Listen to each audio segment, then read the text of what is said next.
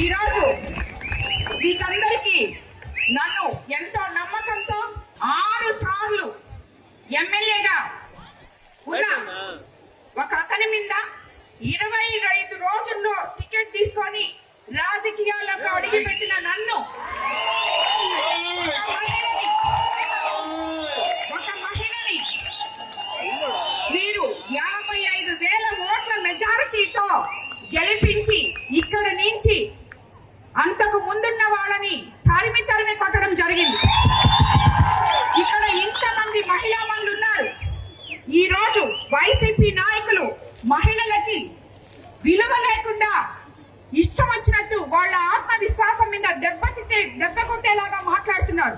నిన్న చూసాం మనం హోం మంత్రి అనిత గారి మీద గుడివాడ అమర్నాథ్ మాజీ మంత్రి గారు ఏం మాట్లాడారు. ఆయనకి నేను ఆల్రెడీ కౌంటర్ ఇచ్చాను. ఇలా మాట్లాడడం తగదు. మా నియోజకవర్గంలో కూడా ఒకడున్నాడు ఇట్లాగా మాట్లాడేవాడు. మీ రాజకీయ నాయకులు ఏ రోజైతే మహిళకి మీరు మర్యాద ఇస్తారో ఆ రోజే మీకు రాజకీయాల్లో ఉండే అర్హత ఉంది. లేదంటే మా మహిళలు మిమ్మల్ని తరిమి కొడతారు. ప్రతి కాన్స్టిట్యున్సీలో మహిళా మనులు ఉంటారు అని చెప్పి నేను చెప్పడం జరిగింది. అది నేను చెప్పిన పక్క రోజే ఇక్కడ మన కాన్స్టిట్యున్సీలో ఈ రోజు ఒక పిచ్చోడు మాట్లాడినట్టు మెంటల్ భాష తీసుకొని సోమిరెడ్డి ప్రశాంతమ్మ మీ ఆయన వేమిరెడ్డి ప్రభాకర్ రెడ్డి గారి అభివృద్ధి చేశారు చూడమ్మా అని చెప్పాడు. వాళ్ళకి పిచ్చర్ కావాలా చాదస్తం అనుకోవాలా నాకు అర్థం కాదు. అతనికి మతి భ్రమించి మాట్లాడుతున్నాడు, మతమెక్కి మాట్లాడుతున్నాడు. ఎందుకంటే నేను సోమిరెడ్డి ప్రశాంతి రెడ్డిని వేమిరెడ్డి ప్రశాంతి రెడ్డిని నీకు అనవసరం. నన్ను ఏ రోజైతే ఎలక్షన్ ముందే నేను ప్రజలకి ఎవరో చెప్పని విధంగా నేను చెప్పి ప్రజల మన్ననలు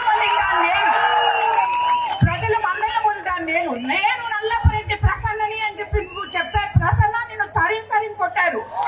అది చూసుకోవద్దు.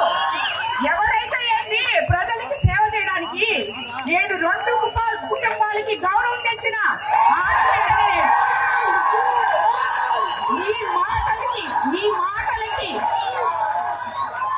నీ మాటలకి వెనక్కపోతాం అనుకుంటున్నారేమో మీరు. పదే చెప్తున్నా, ఇలా మాట్లాడితే వెనకడికి వేసేది లేదు, నిన్ను వదిలిపెట్టేది లేదు. నువ్వు చేసిన అవినీతి అంతా ఇంత కాదు. ముందు దాని గురించి చూసుకో. నువ్వేమేం చేస్తున్నావో ఏమేం తప్పులు చేస్తున్నావో చూసుకో. నేను అది చేశాను ఇది చేశాను. ఏం చేసావు నువ్వు? చేసినప్పుడల్లా ప్రతి దాంట్లో నీ కమిషన్ల కోసం చేసావు. నువ్వు ఏ పని చేసినా దాంట్లో నీకు వాటా ఉండాలి. ఇంతెందుకు, ఇప్పుడు పంచేళ్ళలో అక్కడ వాటర్ ప్లాంట్ ఉంది ఆల్రెడీ. ఆడ 4 ఇళ్ళు ఉన్నాయి. ఆ ఇళ్ళ దగ్గర వాటర్ ప్లాంట్ అవసరం లేదు. ఎవరో ఒక ఎంపీని కాకబట్టి 7 లక్షలు తెచ్చాడు అక్కడ వాటర్ ప్లాంట్ పెట్టడానికి. అది అసలు అవసరం లేదు అక్కడ. ఎందుకు? ఆ వాటర్ ప్లాంట్ అతనికి ఇచ్చేసి అతని దగ్గర డబ్బులు నువ్వు తీసుకోవడానికి. ఇది నువ్వు చేసే పని.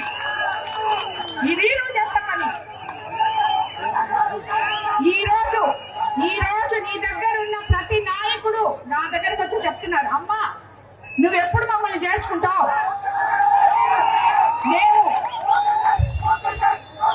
మేము ఫోన్ పేలు కొట్టలేక అలసిపోతున్నాం. నువ్వు ఎప్పుడు చేర్చుకుంటావు మమ్మల్ని? మేము ఫోన్ పేలు కొట్టలేకపోతున్నామమ్మా, మమ్మల్ని చేర్చుకోవాలి అడుగుతున్నారు. ఇన్ని నీ వెనకాల పెట్టుకొని నీకు ఎక్కడ హక్కు ఉంది మహిళల గురించి మాట్లాడడానికి? ఏమైనా బుద్ధుందా? ఒకసారి చెప్పాను అర్థం కాదా? అవును ఏంటి ఇప్పుడు నేను సోమిరెడ్డి ప్రశాంతి రెడ్డినే ఇప్పుడు పెళ్లి చేసుకున్నాను వేమిరెడ్డి ప్రభాకర్ రెడ్డి గారిని. నేను వేమిరెడ్డి ప్రశాంతి రెడ్డిని అయినా పోయి నీ భార్యను అడుగు. నిన్ను పెళ్లి చేసుకున్న తర్వాత నల్లపరెడ్డి గీత అయిందా లేకపోతే అలాగే ఉందో అడుగు.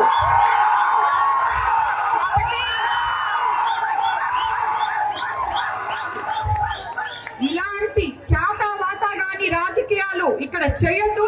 నీ చరిత్ర అయిపోయింది. ప్రసన్నానికి ఇప్పుడే చెప్తున్నా, మళ్ళీ నిన్ను ఈ కోవూరు మహిళలు తరిమి కొడతారు. నీకు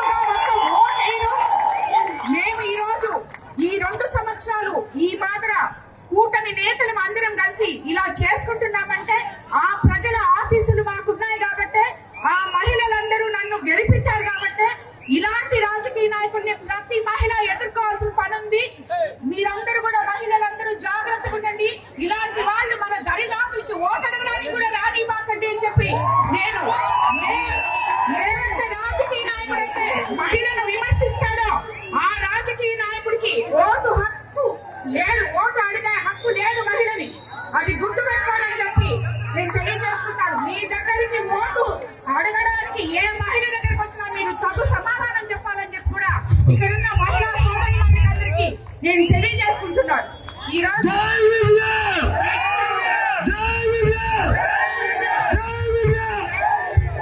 మనము ఎంత గమ్మగుండాలన్నా మనల్ని రెచ్చగొట్టి ఇలా మాట్లాడే వీళ్ళందరి గురించి మనం పట్టించుకోవాల్సిన అవసరం లేదు. వీళ్ళ గురించి అసలు వాళ్ళ ఒక మనుషులుగా మనం లెక్క కూడా ఇవ్వలేదు.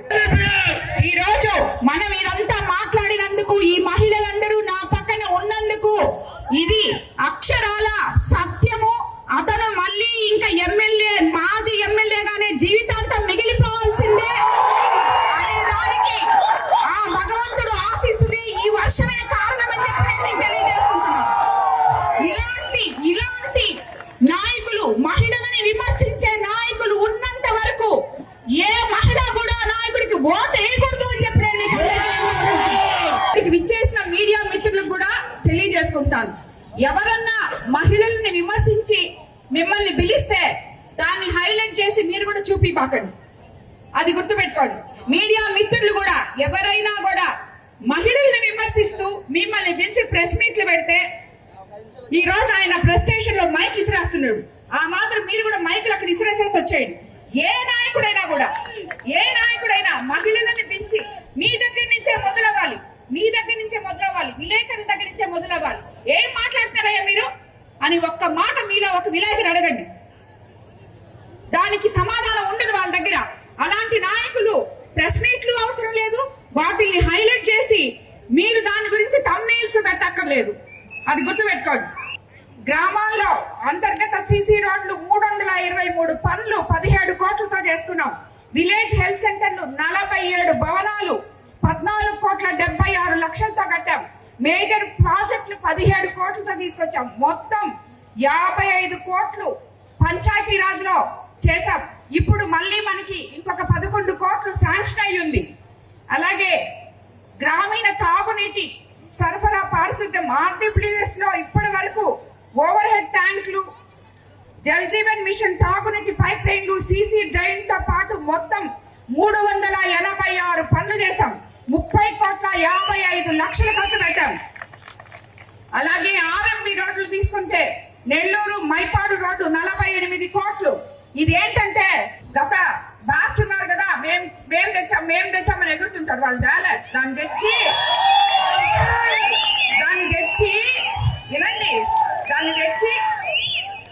దాన్ని తెచ్చి ఒక టెంకాయ కొట్టి ఆ కాంట్రాక్టర్ దగ్గర కమిషన్ తీసుకొని 8 నెలలు చేయకపోతే ఆ పని క్యాన్సిల్ అయిపోయింది. మొన్న ప్రభుత్వం వచ్చినప్పుడు తిరిగి నేను RMB మినిస్టర్ గారి దగ్గర, సీఎం గారి దగ్గర స్పెషల్ పర్మిషన్ తీసుకొని రిక్వెస్ట్ చేసి 45 కోట్లతో ఈ రోడ్డు మళ్ళీ మొదలు పెట్టాం. అది ఈ నాయకులకి తెలియదు పాపం. వాళ్ళు మేము టెంకాయ కొట్టాం అయిపోయింది అంటున్నారు. అలాగే ముదువర్తి కాజ్వే 22వ సంవత్సరంలో ఒక దగ్గర టెంకాయ కొట్టారు. ముందు కృష్ణాపట్నం పోర్ట్ లో కొట్టారు. 24లో ముదువర్తి పాలెంలో కట్టారు.